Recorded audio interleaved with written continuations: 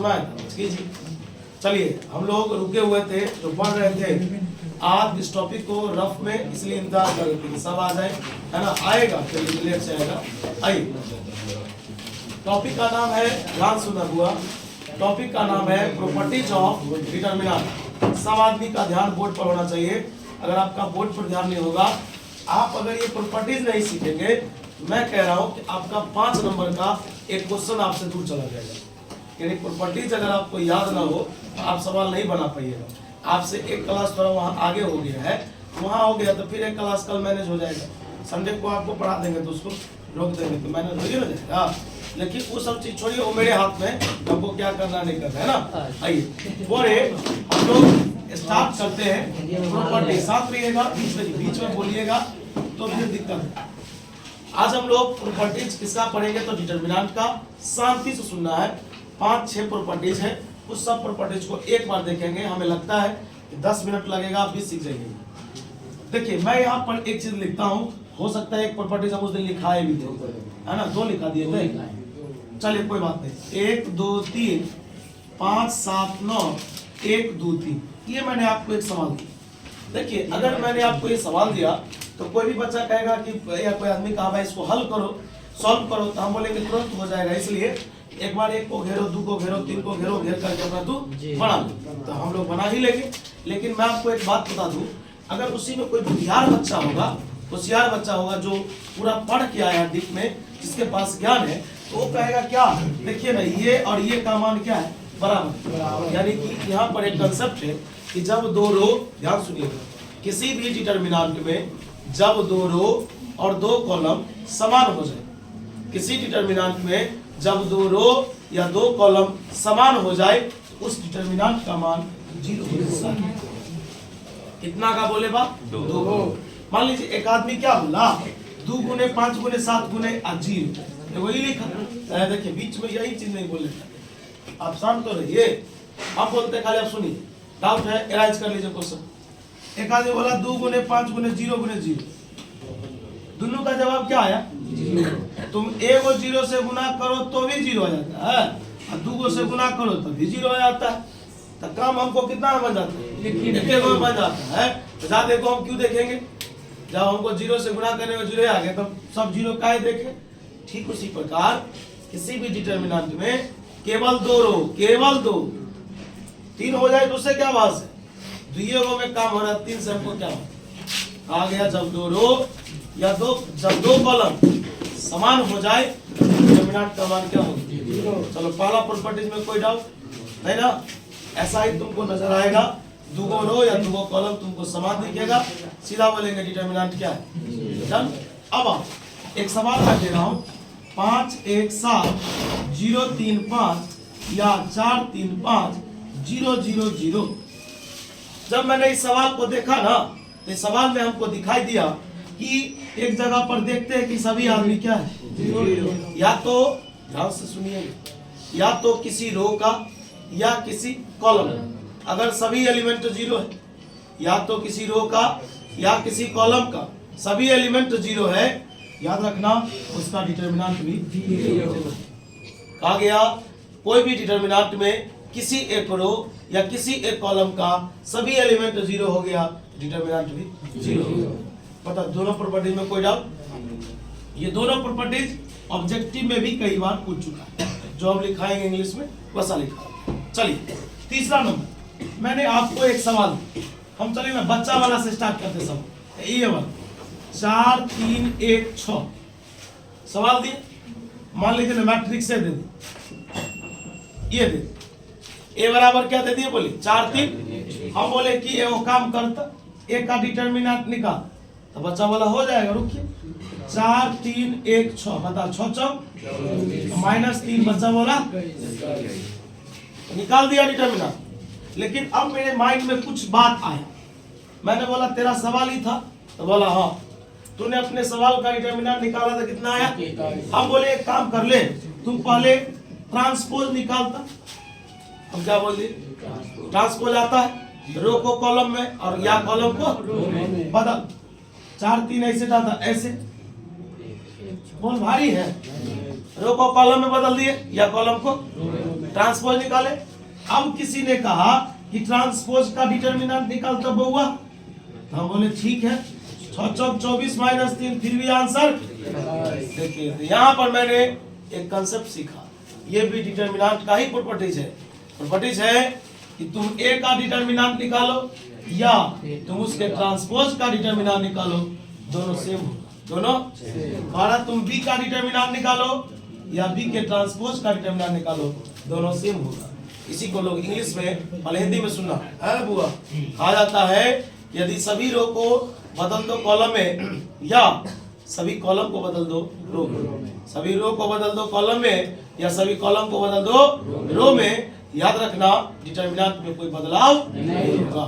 अब आया माइंड में एक क्वेश्चन ये आया, हमको कोई आदमी एक सवाल दिया, बोला कि इसको तुम सॉल्व करो, ठीक ना। तो मान लीजिए हम ठेकानी बोल रहे हैं, ये हम सॉल्व नहीं कर रहे हैं, हम ठेकानी बोल रहे हैं कि इसका जवाब मान लो 15 है, हल करने पर वैसे तुक्का मारे हैं, सॉल्व करने पर कुछ और भी आ सकता है। मैंने बोला कि इस सवाल को मैंने सॉल्व किया तो मेरा जवाब कितना आया 15, लेकिन इसमें क्या सिखाया गया कि सभी रो को बदल दो कॉलम में या सभी कॉलम को बदल दो, तब ना सेम हो गया। लेकिन अब हमारा यहाँ पर विचार कर रहा है कि केवल 2 रो को बदलो या केवल 2 कॉलम को बदलो। इस क्लास में इतने बच्चे बैठे हैं, सबके सीट को चेंज नहीं करो, केवल 2 को चेंज कर दो, तब देखो तो क्या होता है। कहने का मतलब कि बुआ रे, अब हमारी इच्छा है कि देखो ये R1 है, ये R2 है, ये C1 है, ये C2 है, ये हमको 2 को चेंज करना। तो हम बोले कि R2 चला जाएगा R1 के जगह पर और R1 आ जाएगा, तो चलो इसको लेके चलता, ये हो गया 4 1 1 0 2 3। बुआ रे ध्यान से सुनना, इसको सॉल्व करेगा, अगर मान लो इसका आंसर 15 आएगा ना, तो इसको सॉल्व करेगा तो इसका आंसर माइनस। तुम कहेगा ये कैसे, 2 मिनट हमको लगेगा सॉल्व करने में। फिर से बता, तो कितने आदमी को बदला है? 2। अगर केवल 2 रो या केवल 2 कॉलम को बदलेगा तो उसका डिटर्मिनेंट नेगेटिव होगा। क्या होगा? चलो इसको सॉल्व करते हैं। देख, 1 ये गया 5 का 5 माइनस 18। याद रखना 1 मिनट, आज पहली बार हमें लगता है बोल रहे हैं हम। तुम 0 को घेरोगे ना, इसको घेरोगे, उसका आंसर 0 होगा।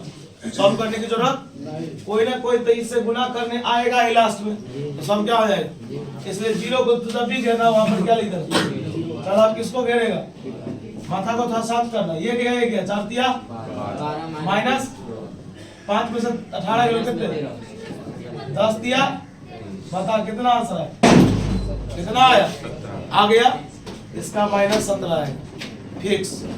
घेर ले बुआ, ये गया 0 3 दिया 9 प्लस के बाद माइनस है। यार ध्यान दो, बबलू और डब्लू कर रहा है।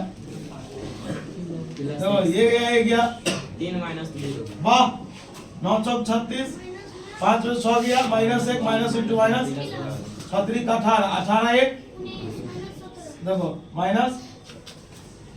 तुम क्या सीखा, फिर से एक बार बोलता हूँ। यदि किसी डिटर्मिनेंट में 2 रो या 2 कॉलम समान हो जाए, डिटर्मिनेंट 0 होगा। यदि किसी डिटर्मिनेंट में किसी एक रो या किसी एक कॉलम का सभी एलिमेंट 0 हो जाए तो डिटर्मिनेंट 0 होगा। तीसरा, तुम किसी मैट्रिक्स का डायरेक्ट डिटर्मिनेंट निकालो या ट्रांसपोज निकाल करके निकालो, दोनों में मान समान होगा। अर्थात सभी रो को बदल दो कॉलम में या सभी कॉलम को बदल दो रो में, डिटर्मिनेंट में कोई बदलाव नहीं होगा। तीसरा, अगर तुम केवल 2 रो को बदलते हो या 2 कॉलम को बदलते हो, डिटर्मिनेंट नेगेटिव होगा। Determinant negative. और 4 प्रॉपर्टीज में कोई डाउट। आज से 2 दिन पहले तुमको सिखाया गया था कि जब हमें किसी संख्या से किसी डिटर्मिनेंट को गुना करना हो तो केवल हम एक रो में गुना करेंगे या केवल हम एक कॉलम में गुना करेंगे, समय गुना नहीं होता है। जैसे पता, मैंने उस दिन ये सवाल दिया तुमको 4 3 1 2, मैंने बोला कि 2 से गुना करो, या तो तुम इसमें करोगे या इसमें या इसमें, या मतलब किसी एक रो या किसी एक कॉलम में सिखाए थे। चलो और इसके बाद एक टॉपिक आता है, जानकारी लेना, जो बता रहा हूँ सही से सुनना। 4 प्रॉपर्टीज डन, 2 और है, छोटा छोटा है, बोल। ABC LMN KP KR K Q. एक बात बता, ये पूरा क्वेश्चन तू देख रहा है ना, तो बता C1 देख रहा है, C2 देख रहा है, C3 भी देख रहा है, लेकिन तू क्या बताएगा कि C3 में एक क्या वो चीज दिखाई दे रहा है, K दिखाई दे रहा है। कहीं ना कहीं कि K से गुना सिर्फ किसमें हुआ है, C3 में। क्या सिखाए थे, गुना केवल एक के जगह डिटरमिनेंट में होता है, या वो C1 में हो या C5 में हो या C50 में हो, केवल गुना कितना पर हो, एक के जगह। समझ में आया?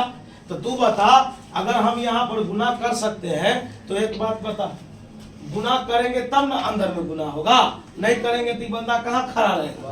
तो एक बात बता, ऐसा तेरा सवाल था, तो गुना करेगा तब ना 2x + 2y होगा, नहीं गुना करेगा तो कहाँ रहेगा, बाहर में। तो तू एक बात बता, ये को हम कॉमन ले सकते हैं कि नहीं ले सकते हैं? तो तुमको ये इंग्लिश लिखना पड़ेगा, टेकिंग, सब सवाल में लिखना पड़ता है, टेकिंग कॉमन के, बता कहां से, तो बोलेंगे C3 से। कहां से? कॉलम 3 से हमको क्या कॉमन लेना है, के। जब तू कॉमन लेगा के, तो बोल के इंटू क्या बचेगा, बोल LMN PR बोल। यहाँ तक में कोई डाउट? ये डन हो गया, बात समझ में आ रहा है क्या?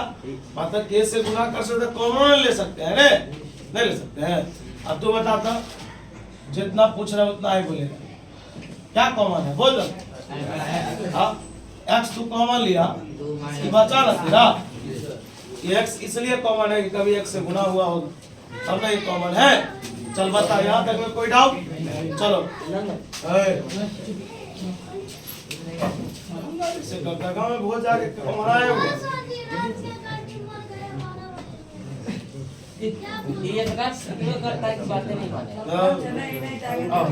और लास्ट है एक परसेंटेज है, देखो इधर, ठीक है। और उसके बाद एक टॉपिक है जिसका नाम है एक्सपेंडेड फॉर्म।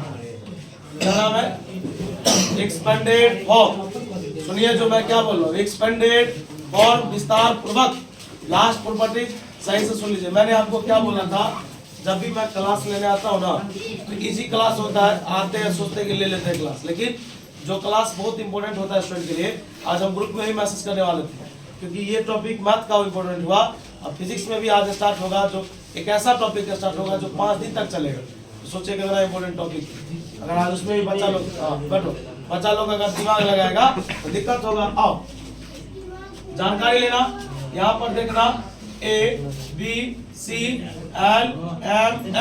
ध्यान सुना है, आवाज निकलेगा। बता P + 3 Q + 4 R + 9 सवाल दिए। एक बात बता, तुमको थोड़ा सवाल देखने में अजीब नहीं लग रहा? अजीब लग रहा है ना? ये सवाल तो इसमें जुड़ा हुआ है, अजीब तो लग रहा है। तुम एक बात बता, जब हम लोग जूनियर क्लास में थे तो लोग बोला इसको विस्तार में लिखो, सवाल था 125, तो मैंने बोला 125 को लोग लिखता है 120 और प्लस लोग जोड़ेगा, फिर भी तो 125 है। ठीक उसी प्रकार इस सवाल को हम लोग भी विस्तार पूर्वक ही लिखेंगे। अब कैसे लिखेंगे, ध्यान से सुनना है जो बात हम आपको बताएं। इसको कहाँ यार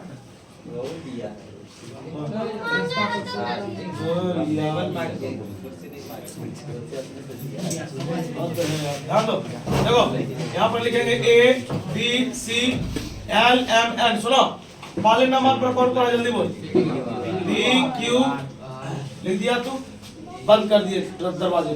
चलो याद रखना, एक्सपेंडेड वाला सवाल कोई भी होगा डिटरमिनेंट, उसमें हमेशा किसका चिन्ह रहेगा, देखता पीछे क्या लगा हुआ। मैं तुमसे एक बात पूछता हूँ, एक बात बता, जितना बताया जा रहा उतना बता। इस रूम में 2 आदमी बंद, यहाँ पे एक खजाने की बात हो रही है और इस दोनों में आपस में बात विचार चल रहा है, तो अधिकार इस खजाने पे इस दोनों का है, घर के सदस्य 2 आदमी दोनों का है। अब बाद में किसी को कम मिले ज्यादा मिले मैटर नहीं करता है, लेकिन अथॉरिटी तो दोनों का है। ठीक उसी प्रकार एक बात बताइए, ये जो एक बंदा, ये बंदा जो है, एक बार इसका ये भी है और एक बार इसका ये भी है। कहने का मतलब जब हम इसको विस्तार में लिखेंगे, ध्यान सुना, अब क्या लिखेंगे, लिखेंगे ABCLMN, अब लिखेंगे 3 4 9। एक बार तो PQR लिख दिए, अब क्या लिखेंगे क्या कोई समस्या? बोले कुल मिला के 6 गो प्रॉपर्टीज बताए डिटरमिनेंट का। 6 प्रॉपर्टी जैसे कचरा नहीं चल रहा था, सब समझा रहे थे। एक बार और वन राउंड हम रिपीट कर देते हैं और ध्यान से सुनना। 6 प्रॉपर्टीज में जितना लिखा है उससे आगे बढ़ेंगे और उसके बाद ध्यान से सुनना। एक ऐसा लेसन है, चाहे किसी भी किताब से मिला लेना, चाहे कोई भी पब्लिकेशन का बुक हो, एक 5 नंबर आएगा और वो 5 नंबर केवल एनसीईआरटी से ही है। बात समझ आया? 15 को क्वेश्चन उसी में से एगो रहेगा, 5 नंबर फिक्स। लेकिन इसमें हाँ ये है कि आप तुमको बनाने आना चाहिए, तुमको ये सब चीज समझ में आना चाहिए। नहीं आएगा तो आप फंसेगा। लॉन्ग है 5 नंबर से थोड़ा मिल जाता है। चलिए बोलिए लास्ट कहाँ पर बोलिए।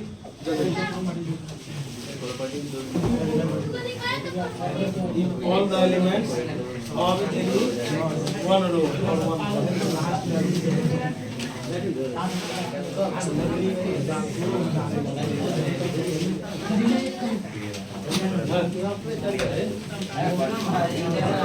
मनोज सर आए तो मनोज सर को बोला सब भाई उनके पास रेड वाला है। मेरा नाम बोला जूम्स क्या तुम बोलो कल कम से राजा ने बोला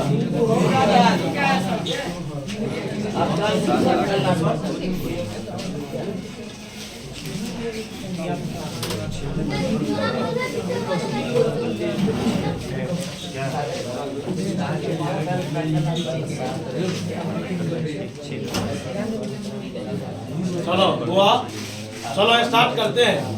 मैंने 2 प्रॉपर्टीज लिखा दिया था पिछले क्लास में हुआ, लेकिन दूसरा प्रॉपर्टीज का मैंने एग्जांपल ले दिया था। आप थोड़ा शांत रहिएगा, आवाज नहीं कीजिएगा, आवाज कीजिएगा आप ही को तकलीफ हो। चलिए दूसरा प्रॉपर्टीज का मैं एग्जांपल देता हूँ। आवाज क्यों कर रहे हैं? शांत रहो, बताओ। लिखेंगे 1 3 5 0 0 0 2 1 4। ये अपना सवाल है, बता रहे फजान बताओ। मैंने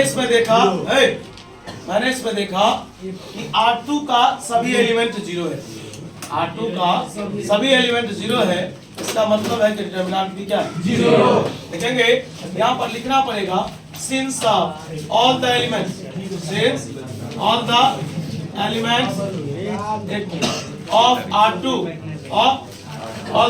of R2 are 0। बता R2 का सभी एलिमेंट क्या 0 है, इसलिए बताइए डिटरमिनेंट का मान 0। चलिए ये तो हम लोग प्रॉपर्टीज पढ़े थे, अभी पढ़े हैं तब ना डायरेक्ट लिख दिए 0। अगर सामने वाले को विश्वास ना हो, सामने वाले को अगर बिलीव ना हो कि ये 0 कैसे होता है, तो उसको हम जांच करके दिखा देंगे। टेस्ट करने तो हमको आता है। देखिए वो आधार पढ़ा के हमको पढ़ना ही नहीं है, हमारे वो एक चीज करते जाएंगे जो हमारे हित में होगी। हम जिससे हमसे फायदा होगा टोटल काम करते जाएंगे। सवाल को तो से फोड़ फाड़ देंगे जब छोड़ जाएंगे। आइए जानकारी लीजिएगा। मेरा ये सवाल था, आप लोग ध्यान दो। यहाँ सवाल था 1 3 5 0 0 0 2 1। ये अपना सवाल है। चलिए हम इसको सॉल्व करते हैं। 0 आए वो आलिम ध्यान दो, ये गया स्पीड में 0 को 0 0 3 को घेरी थोड़ा ज्यादा हो रहा है। ये गया 0 -0। बता ये गया इस आता है ना। तो बता जब मैंने पूरा को सॉल्व करके कितना आया 0। तो डायरेक्टली हम कह सकते हैं कि यदि किसी एक रो या किसी कॉलम का सभी एलिमेंट 0 हो जाए तो डिटरमिनेंट क्या होगा? दुकान तो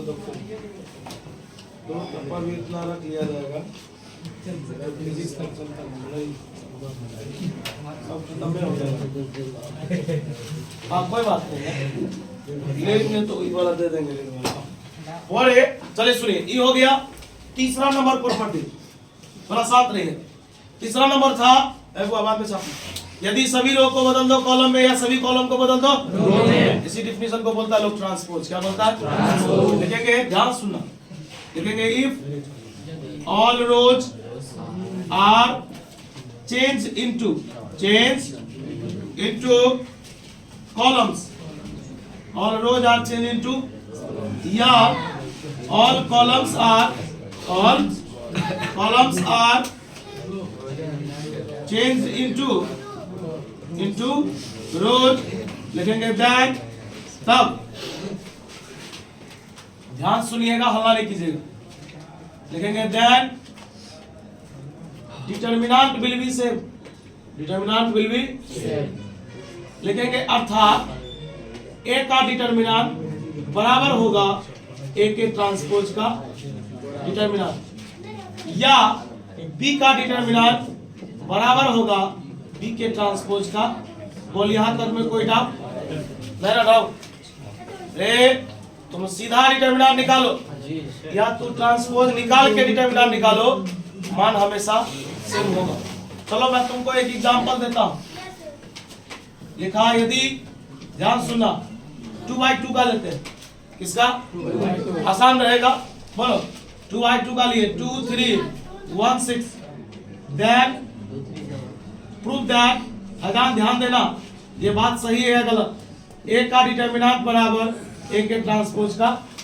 ये भी तो मेरे लिए एक सूत्र है, इसी का ना ये फॉर्मूला है। अगर ये फॉर्मूला गलत होगा तो ये बात प्रूफ नहीं होगा, और अगर ये फॉर्मूला सही होगा तो हो जाएगा। ये लिखा हुआ यदि ए का मान इतना है तो सिद्ध कीजिए कि ए का जो डिटर्मिनेंट होगा वो ए के ट्रांसपोज के डिटर्मिनेंट के बराबर होगा। चलिए सबसे पहले आते हैं, लिखेंगे गिवन दैट, बीच में आवाज नहीं कीजिएगा। ए का मान बोलिए क्या दिया, 2 3 1 6 है ना, इंप्लाइज दैट ए का डिटर्मिनेंट निकालिए 2 3 1 6, 6 2 12 माइनस 3 कितना बचा 9 आया। चलिए अब आप ट्रांसपोज निकालिए, याद रखिएगा ट्रांसपोज डिटर्मिनेंट का नहीं निकलता है, मैट्रिक्स का निकलता है। ट्रांसपोज का निकलता है, याद रहेगा बस।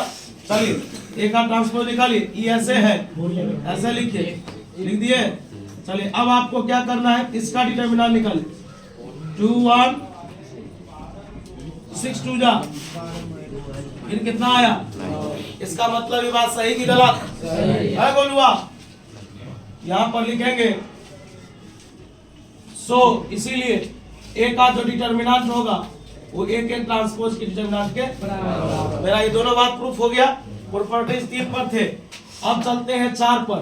4 में क्या है कि केवल 2 गो रो को बदलो या केवल 2 तो डिटर्मिनेंट नेगेटिव हो जाएगा। क्या हो जाएगा, लिखेंगे इफ एनी 2 रोज और 2 कॉलम्स 2, इसका मतलब यदि कोई 2 रो या 2 कॉलम्स आर चेंज्ड, आर बदला जाता है, आवाज कम करना, then determinant will be negative, determinant will be. इसका क्या मतलब हुआ, यदि कोई 2 रो या 2 कॉलम को बदला जाए तो डिटर्मिनेंट मेरा क्या होगा, नेगेटिव होगा। चलिए आइए स्टार्ट करते हैं, एग्जांपल लेते हैं। राम रुक ध्यान दो, हियर या डायरेक्ट लिखो, इसमें वो याद रखना, इसमें 2/2 पर ये फेल कर जाएगा, 3/3 का एग्जांपल लेना पड़ेगा। कितना बार इतना का, तब 3/3 में से कोई 2 को बदलिएगा। चलिए लिखेंगे जितना बता रहे, देखिए 2 1 5 3 2 1 1 2 3, ये आपका सवाल है, बताइए ये आपका मुख्य सवाल हुआ। पहले आप इसको सॉल्व करेंगे, अगर इसका जवाब 4 आता है, कितना 4 10 12 50 कुछ आता है, और इसमें बदलने के बाद जवाब देखिएगा तो माइनस में आ जाएगा इसमें। चलिए पहले आप इसको सॉल्व कीजिए, 2 ये गया 6 माइनस 2, ये गया 9 माइनस 1, ये गया 6 माइनस 3, बताइए बोले 6 में से 2 गया 4 8 भंडोस कितना है। चलो अब सवाल को बदलते हैं। सरफराज ये तेरा सवाल था, हमारी इच्छा है कि ये जो कॉलम देख रहे हैं, ये कॉलम, पहला कॉलम को कर दो, दूसरा पढ़े, दूसरा कर दो, मतलब कोई 2 को बदलो ना, कोई 2 को। चलो इसको लिख लो पहले 1 2 2, इसको ले चलो उस तरफ 2 3, इसमें तो कोई चेंजिंग नहीं ना करना है। आप चलो निकाल के दिखाओ, तो ये गया 3 दिया, ये गया 3 दूना, ये गया 2 1 है, गलती है बता 8 6 में से 2 गया 4, 4 दूना 5 गुणे, बता आंसर कितना है? ऊपर में कितना आया था? नीचे में कितना है? केवल 2 को रो या 2 को कॉलम बदलने से डिटरमिनेंट क्या हो जाता है? बता, यहाँ तक में कोई डाउट? एक और प्रॉपर्टी कितना हुआ? 4। अब छापो पर स्टार्ट करें, जगह नहीं, 1 मिनट बाद चलिए। और एक प्रॉपर्टीज 5 और प्रॉपर्टीज 6, ये दोनों फॉर्मूला बेस्ड है। आप देखिएगा, आप शांत रहिए, फिर आप इधर वाला लिखिएगा, वो उसमें थोड़ा ना चेंजिंग किया जाएगा। आइए प्रॉपर्टी 4 में सभी लोग ध्यान देना है, जो मैं बता रहा हूँ बताने वाले। डेल बराबर लिखा है ABC PQR KE KF और KG। एक बात बताइए, आपको इसमें कहीं पर देखिए, जो मैं बता रहा हूं उसको देखिए। बुआ, आप ये बताइए कि आप देख रहे हैं ना, कहीं पर हम K से गुना किए, K से मल्टीप्लाई किए। बताइए, ये मेरा R1 है, ये मेरा R2 है और ये मेरा R3 है। मैंने क्या किया? R3 में K से गुना किया। अगर हम किसी एक में गुना कर सकते हैं तो किसी एक से हम कॉमन भी ले सकते हैं। तो यहाँ पर इंग्लिश में लिखेंगे टेकिंग कॉमन के, बताइए फ्रॉम कहां से? R3। कहां से? R3 से K कॉमन लेने पर, तो बताइए जब K कॉमन लेंगे तो बुआरे बता K इंटू क्या बचेगा? बोलो ABC PQR है EFG, ये हो गया। ये मेरा ये भी एक प्रॉपर्टीज है, यानी हम किसी एक में मल्टीप्लाई कर सकते थे, किसी एक से कॉमन भी ले सकते हैं। चलिए हम आपको इस बेसिस पर एक एग्जांपल देते हैं, थोड़ा आवाज नहीं कीजिएगा। जो देखिए सवाल नहीं बता रहे, हम इस बेसिस का एक एग्जांपल दे रहे। आपको ये लिखने आता है या नहीं, वो आप बाद में छापिएगा, ये तो फिर मोल क्या रह जाएगा। देखिए बच्चा देखने में, बच्चा को लगता है, जो भी आया है उसको लगता है कि इतना ही लिखा है। सही बात है भाई, इतना ही लिखा है, लेकिन इस बात को समझाने में इससे भी ज्यादा समय लग गया। हाँ समझ में आया, इसलिए इम्पोर्टेंट है। आइए x square x cube, y square y cube, z square z cube. Bablu बताए, बबलू बता, R1 में क्या कॉमन है? R2 में क्या कॉमन है? और R3 में क्या कॉमन है? तीनों जगह से कॉमन 3 रंग का चीज है, ले सकते हैं, लेकिन इंग्लिश लिखना पड़ता है। लिखेंगे, ध्यान सुना, देखो लिखेंगे taking common x from R1, from y from R2 और z फ्रॉम R3। बता, पहले फैजान समझो इसको। x कॉमन लिए कहां से? बता, y कहां से? z कहां से? तो बता मैंने कितना कॉमन लिया? 3। x y कॉमन जो होता है कहां निकलता है? बाहर। x ले लिए तो कितना बचा? एक। x कितनी बार था? 2 बार। एक बार ले लिए कितनी बार? समझ में आया? ये बोल, a y square a z। तू बता, अगर आज ये कॉमन का कंसेप्ट नहीं समझेंगे तो सवाल कैसे बनेंगे? फिर इसका भी ये प्रोसेस, ये सवाल हम आपको थोड़ा ना सिखा रहे थे, हम आपको कॉमन लेना सिखा रहे हैं। बात समझ में आ रहा है? तो बीच वाला 2 लाइन अरेंज करें। हाँ, एक और प्रॉपर्टी से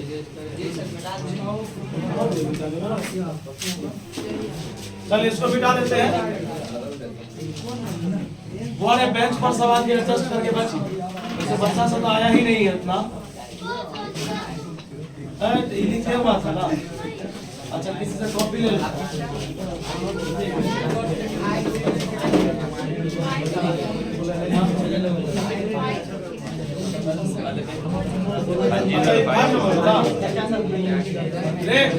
बुआ आवाज नहीं करो, 1 मिनट रुक जाए, वो उसके बाद बैठाएंगे। 6 अरे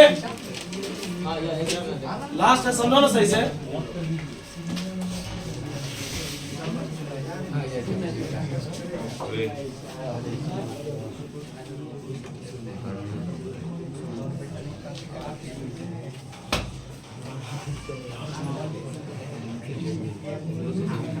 देखो ऐसा सवाल कहीं भी दिखेगा, हम लोग यहाँ पर एक्सपेंड करेंगे।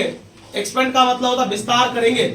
और देखो एक बात बताता हूँ, विस्तार करने पर क्या मिलता है, कैसे हम लोग सॉल्व करेंगे, शांति सुनना। यहाँ पर इंग्लिश में लिखना पड़ेगा on expanding, on expanding and expanding करने पर लिखेंगे वी गेट, हम प्राप्त करते हैं। देखो ये नहीं कि यही चीज एनसीईआरटी में लिखा हो, यही चीज कोई दूसरा टीचर भी बताए।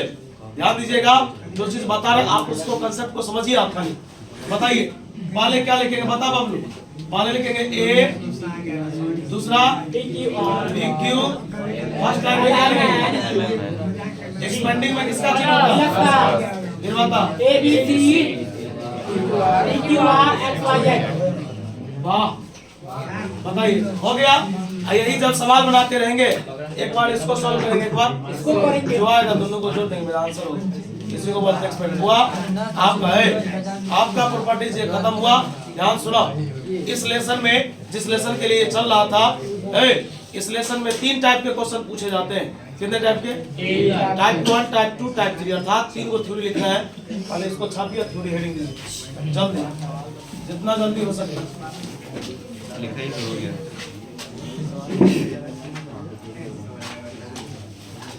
थ्योरी लिखा है,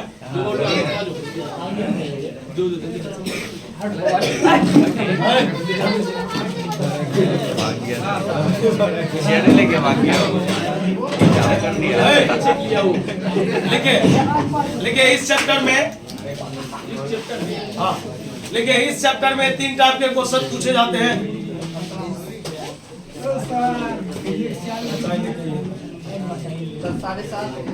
देखिए इस चैप्टर में 3 टाइप के क्वेश्चन पूछे जाते हैं। इस चैप्टर में 3 टाइप के क्वेश्चन पूछे जाते हैं। चैप्टर में 3 टाइप के क्वेश्चन पूछे जाते हैं, लिख लिए? हाँ, तो 3 टाइप के क्वेश्चन पूछे, लिख लिए। उसके बाद ऐसा लिखेगा टाइप 1। अब यहां से पढ़ेंगे फिर। इस चैप्टर में 3 टाइप के क्वेश्चन पूछे जाते हैं, नीचे में लिखेंगे टाइप 1। अच्छा, टाइप 1 के बारे में सुनिए। मैं आपसे एक क्वेश्चन करता हूं, आप लोग भी पढ़ के आए पीछे का चीज। एक बात बताइए, 10वां में द्विघात समीकरण पढ़े, क्वाड्रेटिक इक्वेशन। तो क्वाड्रेटिक इक्वेशन आपको 3 तरीका, सुनिए बीच में आवाज कीजिएगा फिर, है ध्यान दो ना यार इधर। बड़े क्वाड्रेटिक इक्वेशन आपके टीचर सिखाए होंगे कि चलो भाई इसको गुणनखंड तरीका से बनाओ, एक होगा कि चलो भाई फॉर्मूला से बनाओ, एक होगा कि भाई इसको पूर्ण वर्ग विधि यानी कंप्लीट स्क्वायर मेथड से बनाओ। लेकिन आप जानते हैं कि जब एग्जाम में वो क्वेश्चन आया तो सीधा उस क्वेश्चन के सामने में लिखा था हल, यानी उसे तुम सॉल्व करो। चाहे तुम कोई भी तरीका लगा दो, लेकिन तुम्हें सॉल्व करके दिखाना, ऐसा था ना। ठीक उसी प्रकार यहाँ पर टाइप 1, टाइप 2, टाइप 3 सब सवाल ही है, लेकिन टाइप 1, टाइप 2, टाइप 3 सब मेथड है सॉल्व करने का। लेकिन एग्जाम में ऐसा कुछ नहीं लिखा रहेगा कि ये टाइप 1 का सवाल है या ये टाइप 2 का है या ये टाइप 3 का, सीधा लिखा रहेगा प्रूफ दैट, इतना बराबर इतना। बात आप समझ रहे हैं? इसलिए एग्जाम में आप कोई भी प्रॉपर्टीज का इस्तेमाल कर सकते हैं, लेकिन अभी जो आपके बीच जो सवाल आएगा, आपका जो किताब है, किताब जो है, किताब जैसा कहेगा आप वैसा ही काम कीजिएगा। किताब कहेगा कि प्रॉपर्टीज नहीं लगाना है तो नहीं लगाइएगा, कहेगा लगाना है लगाइएगा। कहने का ये मतलब था कि टाइप 1 में, बाबू टाइप 1 में हमको बोला जाता है कि using the properties of determinant, यानी डिटरमिनेंट के प्रॉपर्टीज का इस्तेमाल कीजिए लेकिन एक्सपेंड नहीं कीजिए। बात सुन रहे हैं हम क्या बोल रहे हैं? डिटरमिनेंट के प्रॉपर्टीज में ही ना एक्सपेंडिंग भी है। 6 को प्रॉपर्टीज पढ़े ना, 6 तो प्रॉपर्टीज है, ये भी तो उसी का हिस्सा है। लेकिन इस सवाल कहेगा कि प्रॉपर्टीज का इस्तेमाल कीजिए लेकिन एक्सपेंड, मतलब 5 को प्रॉपर्टीज का इस्तेमाल कीजिए, छठा वाले का नहीं कीजिए, ये कहता तब प्रूफ कीजिए। तो जो कहेगा वो पालन करना पड़ेगा। तो चलिए आप एक काम कीजिए, लिखिए इस टाइप में, टाइप 1 में लिखना था, फिजिक्स से स्टार्ट होता है। लिख इस टाइप में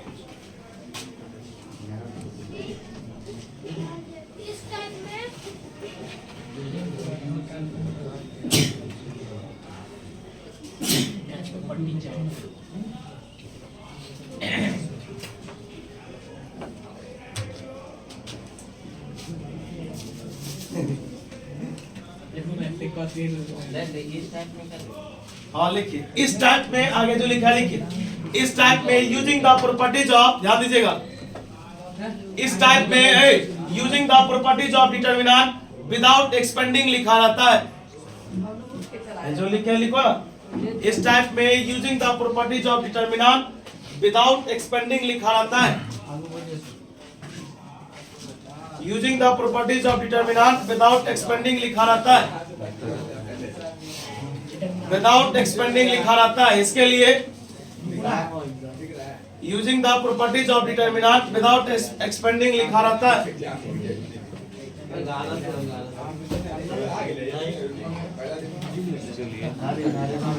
using the properties of determinant without expanding लिखा रहता है।